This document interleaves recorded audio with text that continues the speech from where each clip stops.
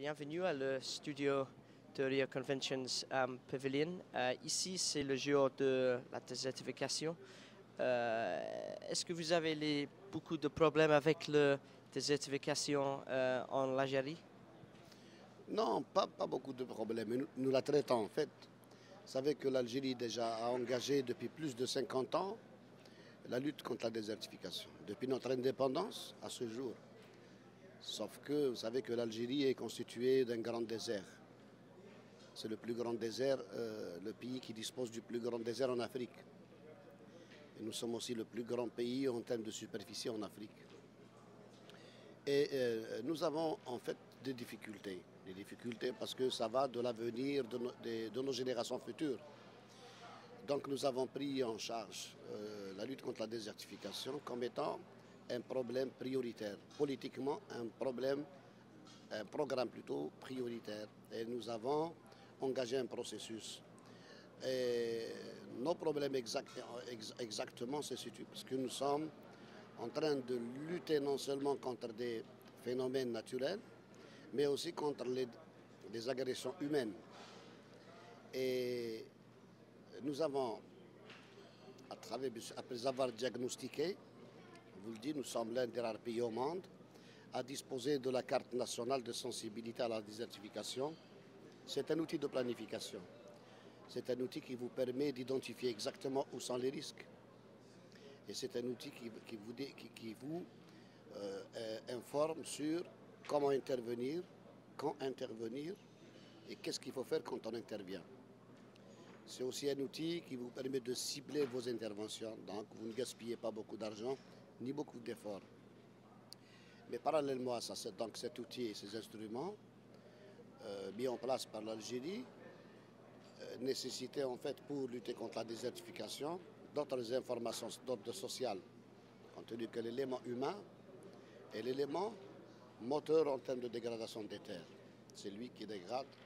Donc, nous avons mis l'élément humain comme étant le cœur du problème et c'est à lui de réhabiliter ces territoires. Mais comment? Notre programme s'appuie essentiellement sur une politique qu'on a lancée en 2009, qui s'appelle le renouveau rural. Donc, ce renouveau rural prend en charge les trois piliers du développement durable, le pilier économique, le pilier social et le pilier environnemental.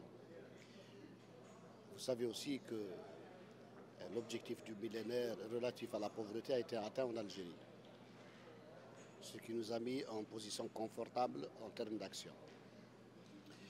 Donc ce programme de renouveau rural, il est exécuté à travers des projets de proximité et en bottom up, de bas en haut. Ça veut dire que c'est les populations eux-mêmes qui proposent les programmes, qui proposent des projets.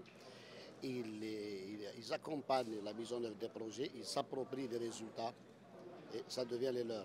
Ça veut dire que la décision maintenant relève des populations.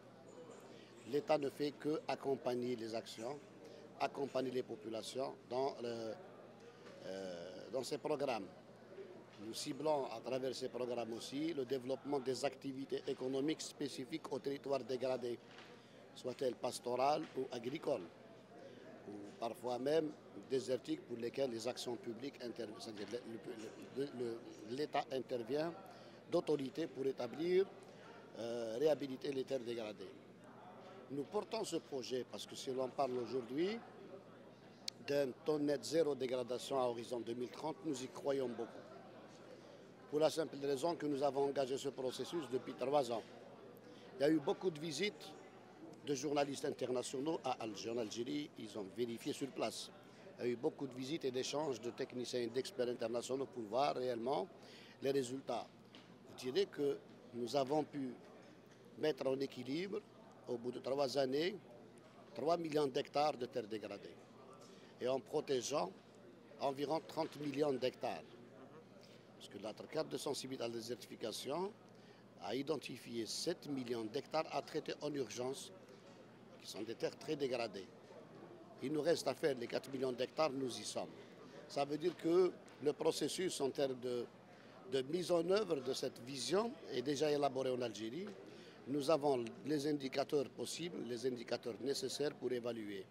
Nous avons aussi une vision, nous avons aussi établi une démarche, nous avons identifié les acteurs et maintenant les résultats commencent à devenir réellement efficaces au fur et à mesure qu'on avance dans les programmes.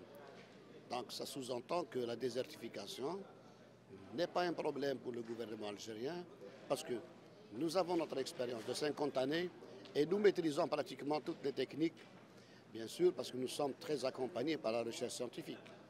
Parce que l'expertise est faite au fur et à mesure par les experts de la science et de la technologie. Ça concerne en termes généraux l'action de l'Algérie. Maintenant, hier, nous avons présenté ici à Rio de Janeiro l'expérience algérienne, illustrée par des photos satellitales, parce que nous suivons nos réalisations et nos écosystèmes par satellite. L'Algérie dispose de 2 satellites et donc ils sont mis à la disposition des services techniques pour évaluer les résultats. Quand il y a échec, corriger les échecs et reprendre les travaux correctement. Donc notre évaluation se fait par la manière spatiale. Nous avons présenté hier comment c'était avant et les résultats obtenus maintenant. Nous avons aussi illustré par des photos avant et maintenant. Parce qu'il ne s'agit pas ici de réhabiliter les terres, mais nous avons même pu réhabiliter des dunes de sable qui sont actuellement plantées en olivier, mais cette fois-ci, nous avons mis à contribution le secteur privé qui, lui, investit dans ce domaine-là. Et maintenant, nous sommes assez armés pour, d'ici peut-être l'horizon 2020-2015, atteindre le taux net zéro, et pourquoi pas dépasser, dans les territoires les plus menacés, les plus touchés par la désertification d'Algérie.